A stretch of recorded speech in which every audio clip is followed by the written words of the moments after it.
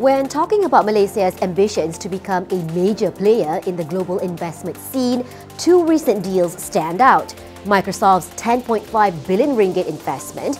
I'm really pleased to announce today that we are expanding our investment in Malaysia with $2.2 billion. And the 20 billion ringgit collaboration between NVIDIA and YTL. These investments are part of a larger strategic vision to propel Malaysia to the top 20 countries in the Global Startup Ecosystem Index by 2030. While Malaysia is not yet on par in terms of investment attraction compared to our closest neighbour Singapore, these recent deals are a positive indication that it's moving in the right direction. The KL20 Summit 2024, brainchild of Economy Minister Rafizi Ramli, is the key to making Malaysia more attractive to high-value, high-quality investors. KL20 represents our ambition to bring Malaysia to the top 20 startup ecosystems in the world. The KL20 Action Plan outlines new initiatives that will accelerate the critical areas of a startup ecosystem: the capital, the talent, and the quality of startups. Malaysia is no stranger to big ambitions like the Multimedia Super Corridor, Cyberjaya, and Technology Park Malaysia, which tried to make KL a startup hub only to fall flat. How then do we ensure that this time around we get things right? The answer lies on a tiny island in the northwest of Europe, Ireland. Dublin, Ireland is probably better known as the birthplace of singer Bono.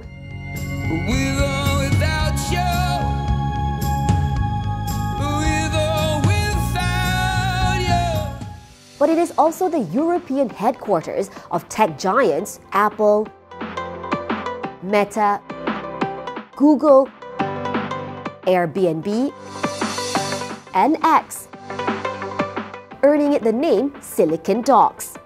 So what is the secret sauce to Ireland's success? Talent, a low corporate tax of 12.5%, and to make the deal even sweeter, it offered Apple 0.005% in corporate tax. This may sound bonkers, but Ireland is set to reap 51 billion ringgit from these cash cows, and this amount is set to double by 2026. But the KL plan mirrors Ireland's experience, where international company growth from 1990 to 2019 drove real wage increases, and most notably during low inflation periods, boosting purchasing power significantly. What Ireland has done to entice these tech companies cannot be replicated wholesale in Malaysia, nor can it dream of becoming the Silicon Valley of the East. But Malaysia can play to its strength, which is why Prime Minister Anwar Ibrahim launched the KL20 Action Paper. The paper lays out a comprehensive roadmap outlining tangible reforms to achieve convergence among key stakeholders, founders, venture capitalists, talent, incubators and accelerators to propel Malaysia's startup tech sector to new heights. We are positioning Malaysia as an axis for leaders in semiconductors, clean energy, agri-tech and Islamic fintech. Doubling down on our edge will tap into the higher value effort necessary to create new growth verticals and transform our futures. Reforms aside, as part of KL20, Malaysia is also opening the doors to investors by making it easier to do business here. The Single Window Initiative, rolled out as part of KL20, will help startup founders, investors and tech talents cut through bureaucratic red tape by expediting approvals and empowering entrepreneurs to navigate the startup landscape more efficiently. Venture capitalists too will stand to gain from access to funding opportunities from institutional investors, visa fee exemptions and expedited license approval for fund setup. The benefits of these investments may take a decade or more to materialise, but we must start now. As highlighted in the KL20 Action Paper, there's a need for more external skills. Thus, I feel it's beneficial that Malaysia is implementing more accessible and targeted visa schemes.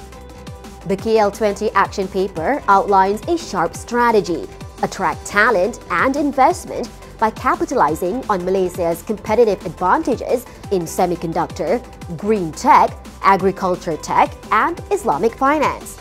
Rather than punching above its weight by emulating Silicon Valley, Malaysia is attracting catalytic tech companies and high-potential startups.